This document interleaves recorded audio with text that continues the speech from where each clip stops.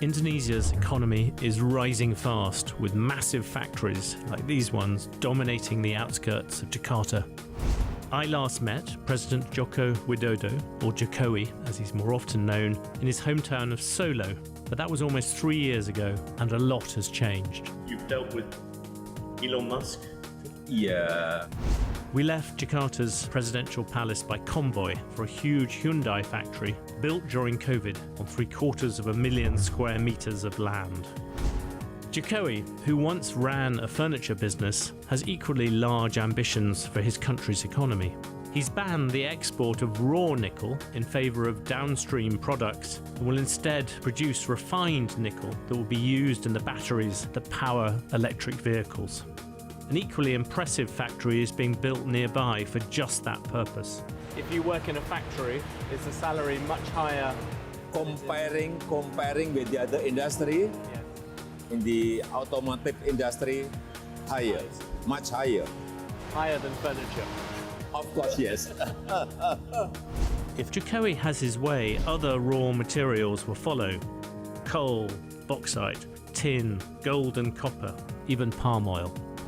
This November, Indonesia will host the G20. Jokowi is one of the few leaders to have met both China's Xi Jinping and Russia's Vladimir Putin since the invasion of Ukraine. This is a conversation with President Jokowi of Indonesia.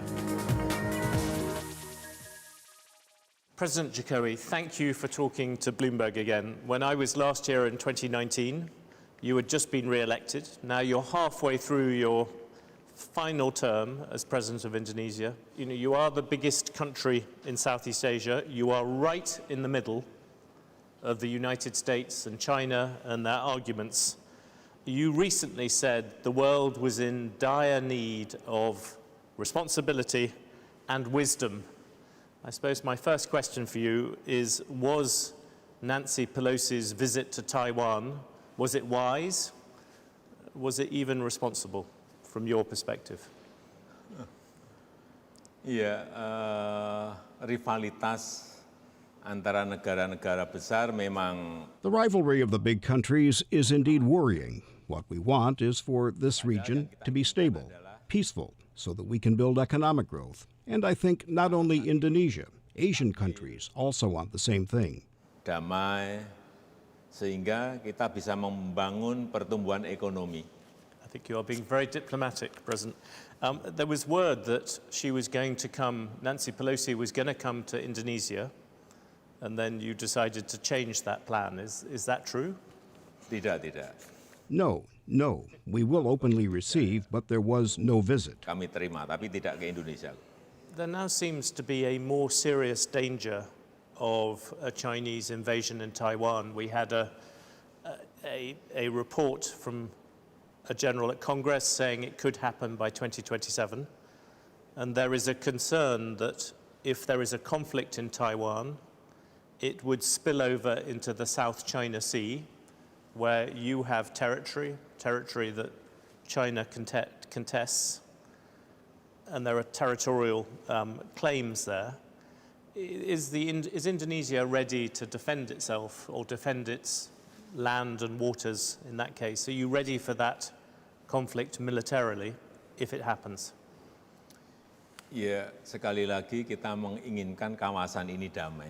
We do want the region to be peaceful. It shouldn't come to the point that tensions rise until it affects economic growth, and then later on affects the well-being of our people. Mengganggu kesejahteraan rakyat kita. In my opinion, it is very important that there is a space for dialogue between leaders, especially leaders of big countries. Ada ruang dialog untuk berbicara. The global situation is extremely difficult, and there shouldn't be further unnecessary issues. We are going through a food crisis and an energy crisis that hasn't been resolved. The pandemic still exists in some countries. Sebetulnya yang kita inginkan ini apa? Is that going to be a big theme for you at the G20, that you want to turn the debate away from these rivalries between superpowers and focus on issues like food security, inflation? Ya lebih baik daripada Yes, it is better than having open conflict. It is better to have a forum for dialogue like G20. If there is space for discussion, we can discuss and have debates and hopefully come up with solutions. This is what we want. This is why we have a space for dialogue. ingin kita siapkan ruang dialog. I know that you have invited President Xi Jinping to come to the G20. Has he said he will come here in November? Ya, Yes, President Xi Jinping will come. And President Putin? President Putin has also told me he will come. Do you worry at all about the G20 being this conflict where you have the democracies coming forward with plans and you have Putin sitting there in one room like this and you have Xi Jinping with his own agenda? It will be a very difficult house party to run. di G20 itu yang kita inginkan bukan At the G20, we do not want to add to conflict or problems, but to resolve the problems. How we can resolve all these problems, not to add problems and conflict. bukan nambahi konflik. You've already visited, you've been to see Putin, you've been to see Zelensky, you've been to see Xi Jinping. Do you think that by bringing people together, that is a way to solve conflict? Sometimes it can increase it. Ya mestinya kalau ada komunikasi, There must be communication, even if it doesn't necessarily resolve the problem. It is better to have dialogue than to have open conflict. When we started this interview, I said that you were in the middle between China and America, but having looked at Indonesia, I looked at the numbers. American investment in Indonesia over the past 5 years is $9 billion. China has invested $40 billion. You look around here, we have a Chinese car factory around the corner.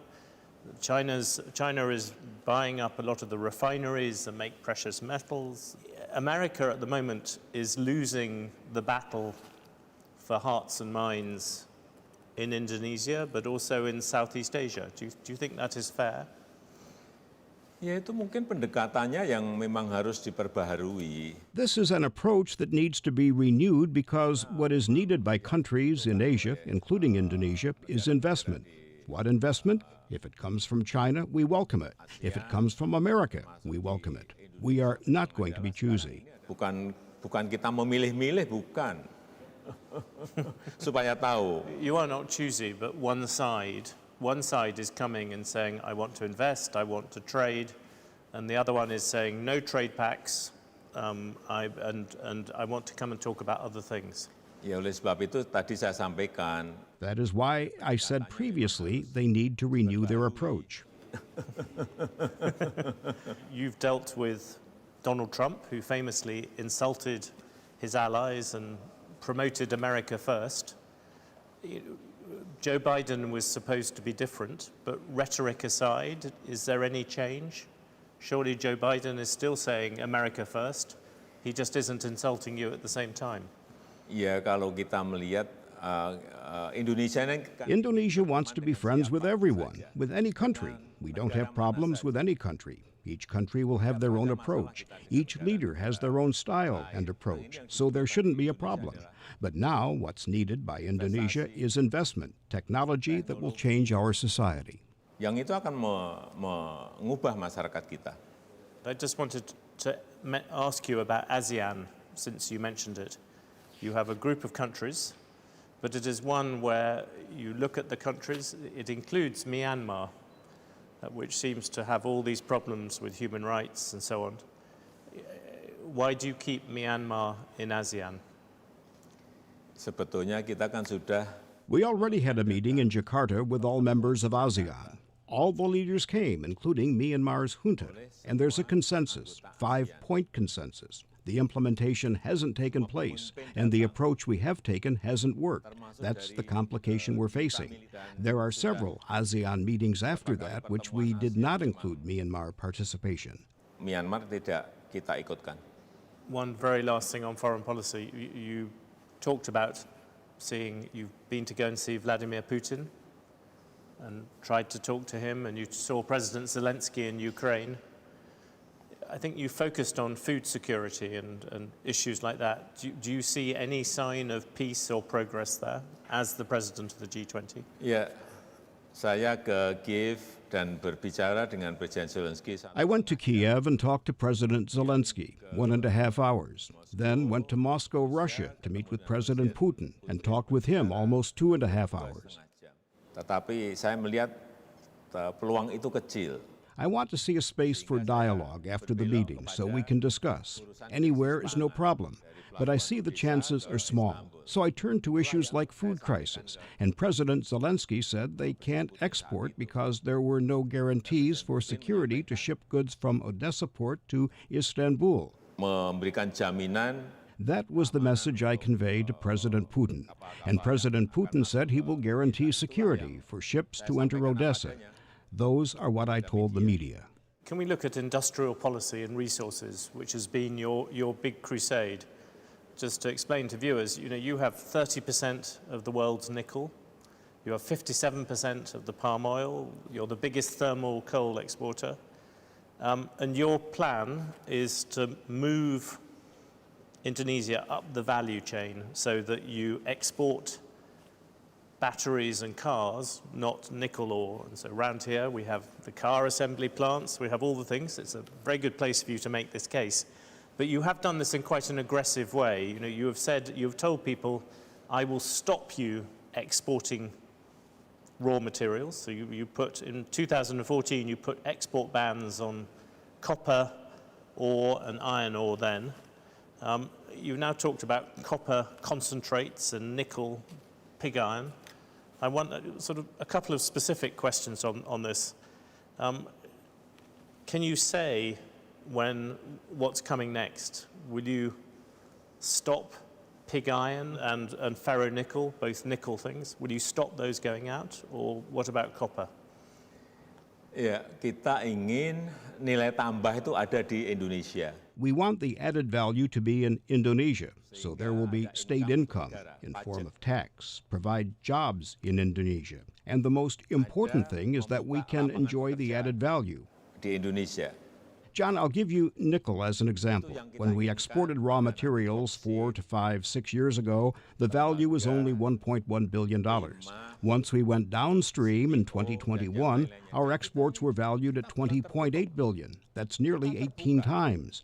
That's what we want to do with bauxite, copper, tin, crude, palm oil, and others. Dari China ingin datang. We are not being closed. We are being open indeed. U.S., China, Europe want to come and cooperate. We are open. The message is you want people to come here and use these raw materials to make things. And so just to be clear, ferronickel and pig iron, they will be the next ones to be stopped, exported. So people have to use them here. Ya, kalau di sini sudah siap, ya mesti otomatis akan berhenti. When we, the industry here, are ready, exports automatically will stop. What we want is to build a large ecosystem to produce electric cars, as many as we can here in Indonesia. Mobil listrik yang sebanyak-banyaknya di Indonesia. And bauxite and tin will also be in this list of materials to use inside Indonesia. Iya, betul. Karena misalnya. Yes, that is correct. Not only nickel, bauxite, for example, is used to produce alumina. Bisa dipakai untuk mobil, untuk apa? And then be used to make cars' body or cars' chassis. Chassis mobil, saya kira. Yeah. You've talked about putting a tax on nickel products, the next stage up. Is that going to happen this year? An export tax on nickel products? Ya, kemungkinan. It is possible to impose it this year. I can see around here you've had a lot of success. You and I went round a rather nice car factory, and you have the electric vehicle, the electric battery construction. You've got Hyundai, LG, Volkswagen, and Toyota seem keen. The person who everyone talks about is Tesla, and you have a $5 billion contract to supply nickel ore, but you wanted to have a Tesla car factory. It now looks as if you might get or you hope to get a Tesla battery facility. And I wondered if you could give us any news on that. Is that any closer? Enggak, yang kita inginkan semua adalah mobil listriknya. If it is Tesla, we want them to build electric cars in Indonesia. From Ford as well, we want them to build electric cars here. From Hyundai, electric cars. From car makers in Japan, Toyota and Suzuki. Menjadi sebuah ekosistem besar We want a huge ecosystem of electric cars for the world. dunia. Dan itu yang kita inginkan, bukan hanya sampai We don't just want to reach batteries only because this is just half of it. nanti hanya setengah main. You've made a very eloquent case, and Elon Musk is a famously reasonable man. Why has he said no to the car factory then? Is it because of the environmental side? Masih dalam proses pembicaraan. It's still in discussion. Let's see later the final result. You have negotiated with Xi Jinping and Vladimir Putin. Are either of them as difficult to deal with as Elon Musk? Ya, semua memerlukan waktu. Everything needs time. I don't want to go quick with no result. Ada hasilnya enggak? Saya kira memang perlu sebuah It needs an intense communication, and the result will show. kemudian hasilnya nanti akan datang. Do you think there has been an element, though, again, looking around here, that it has been, tends to be the Asian countries which have been first into trying to build electric battery facilities here? Ya ke depan kita ingin membangun sebuah ekosistem besar. In the future, we want to build a large ecosystem for electric cars that is truly environmentally friendly.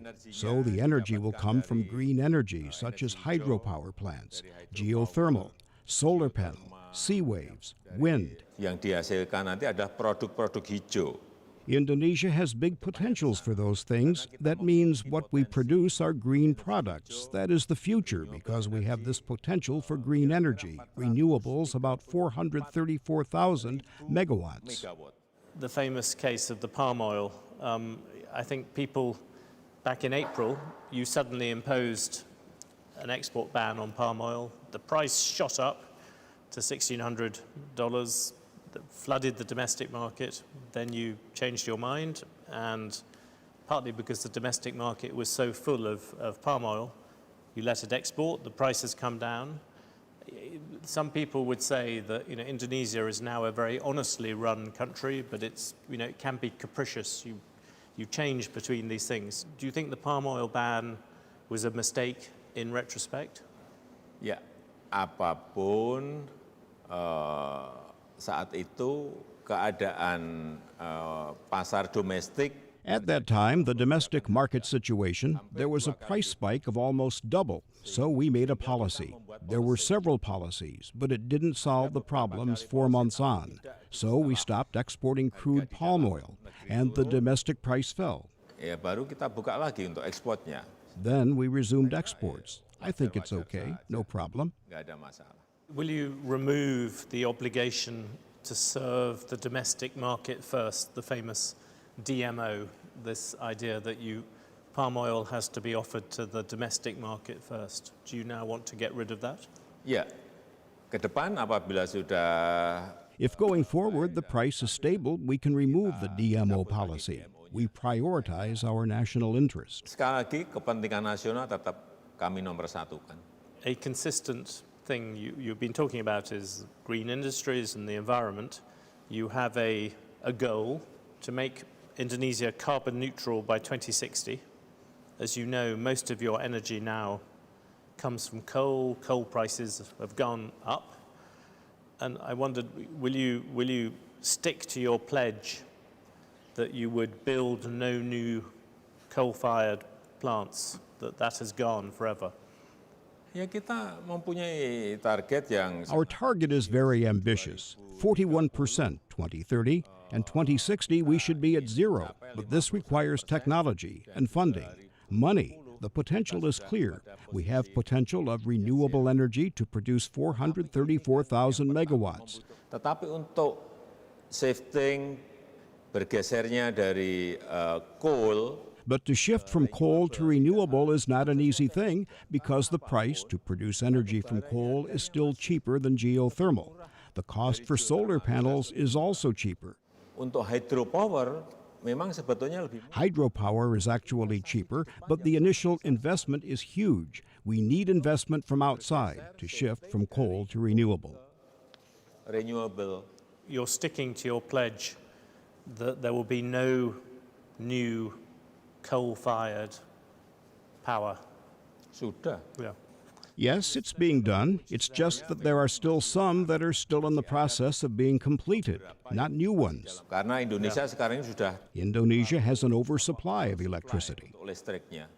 Half of the emissions from Indonesia come from land use and forest clearing, and 51% of Indonesia is forest, and you have committed to keep that keep to that level.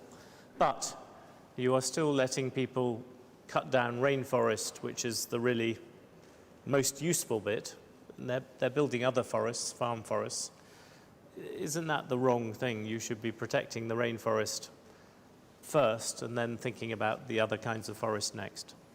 John, kebakaran hutan satu ya, kebakaran. John, forest fire happened more than 20 years ago. Since 2016, it has been reduced by 85%. We also do restoration on more than 2 million hectares of peatlands. Within the next 3 years, we will also do restoration for 660,000 hectares of mangroves forest. In the past 5 years, we also imposed a moratorium on new palm oil plantation. 5 tahun yang lalu. Does it make you cross when people from the rich world, like me, appear and countries that have already taken down their forests, used their coal, and you have a country of 270 million much poorer people who have not done this yet, and we come and lecture you about this? Tidak ada lagi yang namanya Massive forest clearing is in the past. No more today. What we have now is restoration, revitalizing, taking care of the environment. I have required all mining companies to build a nursery for reclamation of their mining areas. We are working to improve the environment. I can take you to the nearest nursery center in Bogor that produce about 2 million seedlings a year. And we will have 30 of those nurseries. Then you will believe that we are serious. baru akan percaya bahwa kita serius. Can I ask you very quickly about Nusantara, this capital that you are building, $34 billion. The aim is to finish it by 2045. This would be the new capital of Jakarta in Borneo. I wondered, will you finish the first stage in August 2024? Are you on time in terms of that? Perpindahan ibu kota ini adalah gagasan lama. The shift to new capital is a long-term plan since the first president, Sukarno. It's my responsibility to put the policy in place, but we still check the feasibility studies. Dan ini bukan hanya It will need funding of $33 billion, and we will use state budget to cover for 20%, while the rest, 80%, from private sector, from investment. And this isn't just for 2 years, it's for 20 years. I'm confident with a good concept and with good returns for the investments, I am sure many investors will come in. Ibu kota Nusantara. You know that many people in Indonesia look at problems, look at challenges like building Nusantara that will happen long after you are supposed to give up. You are currently very popular. You have a 68% approval rating, and some of your allies in the legislature have suggested you could amend the constitution so that you could do a third term, keep building this capital, keep building car factories.